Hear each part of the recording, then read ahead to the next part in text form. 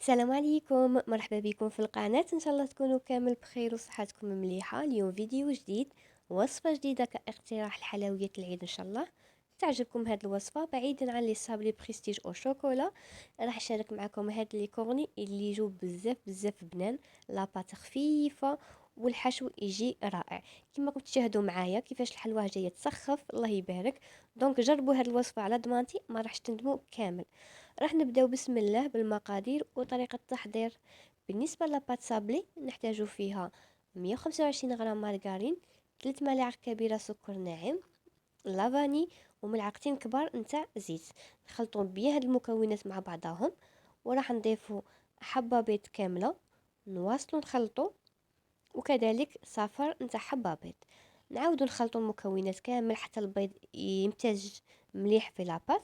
نلموا لاباط بالفرينه حتى نتحصلوا على عجينه اللي تكون طريه و ميم طون متماسكه. فوالا، هذا هو القوام تاع لاباط صابلي.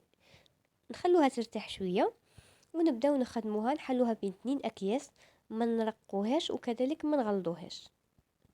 نجيبو طابع اللي يكون عنده نفس الطول تاع لي كورني.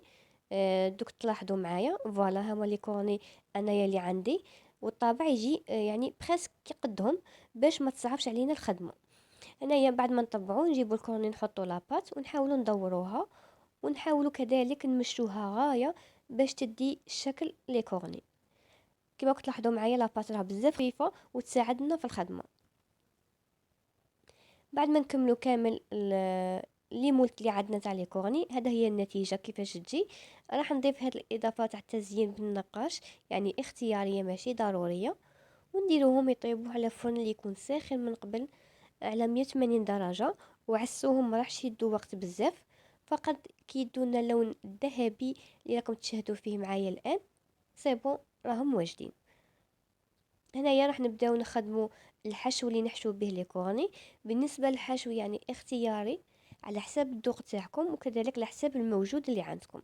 انا استعملت كراميل، الكاكاو والنوغا. ممكن نتوما تستعملوا الكونفيتور ولا الشوكولا تارتيني، ولا تلموهم بالحسل. كذلك ممكن تستعملوا في الحشو غوفريت مع الفايتين، ولا كاش كاطو يعجبكم مرحي. يبقى لكم الاختيار.